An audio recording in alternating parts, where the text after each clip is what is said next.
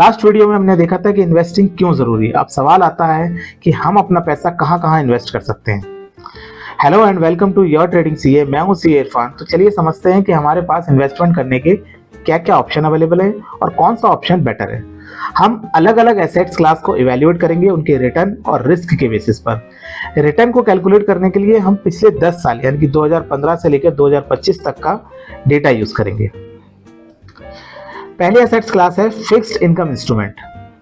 इसमें आपको pre determined rate से रिटर्न मिलता है, यानी कि आपका रिटर्न फिक्स है। इसमें fixed deposit, government bonds, public provident fund और भी इसी तरह के कई फिक्स्ड इनकम इंस्ट्रूमेंट आते हैं। पिछले 10 साल में अगर देखा जाए तो फिक्स्ड इनकम इंस्ट्रूमेंट ने लगभग 7% के आसपास आपको रिटर्न दिया है।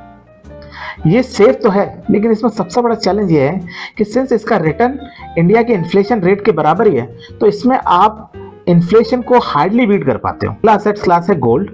गोल्ड हमारे कल्चर में सबसे सेफ इन्वेस्टमेंट और इन्फ्लेशन हेज माना जाता है। लास्ट अगर 10 साल में की बात करें तो गोल्ड ने लगभग 11% के आसपास का रिटर्न दिया हुआ है। जब मार्केट अनसर्टेन होती है या जब क्राइसिस होते हैं तब गोल्ड ही ऐसा इंस्ट्रूमेंट है जो अपनी वैल्यू को प्रिजर्व करके रखता है। अगला एसेट क्लास है रियल एस्टेट। रियल एस्टेट में commercial property, real estate property, इनकी खरीदी और बिक्री आती है।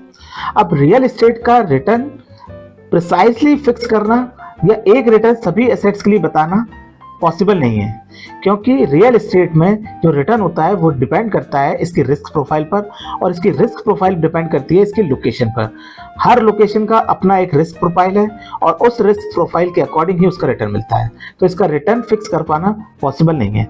लेकिन इसमें सबसे अच्छी बात यह है कि रियल एस्टेट के अंदर आपको एक टेंजिबल एसेट क्रिएट होती है और आप इससे रेंटल इनकम भी अर्न कर सकते हैं। लेकिन इसकी वीकनेस यह है कि इसके अंदर आपको एंट्री कॉस्ट बहुत ज़्यादा होती है और लिक्विडिटी बहुत कम होती है।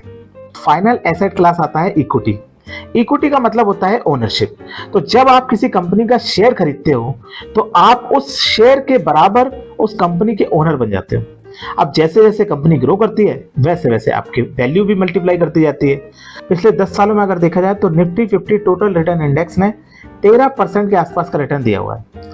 अगर इसका रिटर्न हाई है तो इसके साथ एसोसिएटेड रिस्क भी है। शॉर्ट टर्म में बहुत वॉलेटाइल होती है इसकी प्राइसेस। इसका कारण है इसमें कई सारे फैक्टर इन्वॉल्व होते हैं, मार्केट कंडीशन इन्वॉल्व होती है, इकोनॉमिक फैक्टर इन्वॉल्व होते हैं और सबसे बड़ा फैक्टर इन्वेस्टर का सेंटिमेंट इन्वॉल्व होता है। लेकिन अगर आप इसको लॉन्ग टर्म में देखते हैं तो इससे अच्छा कंपाउंडिंग टूल और इससे ज्यादा वेल्थ क्रिएट करने वाला टूल कोई नहीं है। आप क्विकली सभी एसेट्स क्लास को कंपेयर कर लेते हैं। फिक्स्ड इनकम इंस्ट्रूमेंट आपको 7% रिटर्न के साथ स्टेबिलिटी देता है। गोल्ड आपको 11% रिटर्न के साथ अनसर्टेन टाइम में सेफ्टी देता है। रियल एस्टेट का रिस्क एंड रिटर्न लोकेशन पर डिपेंड करता है।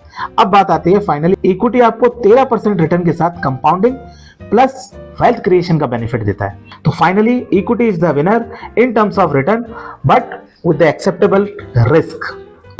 अगर आपको ये वीडियो पसंद आई हो तो इस वीडियो को लाइक कीजिए, शेयर कीजिए और मेरे चैनल को सब्सक्राइब कीजिए ताकि नई वीडियोस का नोटिफिकेशन आप तक पहुंच सके। नेक्स्ट वीडियो में हम सीखेंगे कि मार्केट के पार्टिसिपेंट्स कौन से होते हैं, like depository, stock broker, sub broker etcetera. तब तक के लिए stay tuned to your trading CA.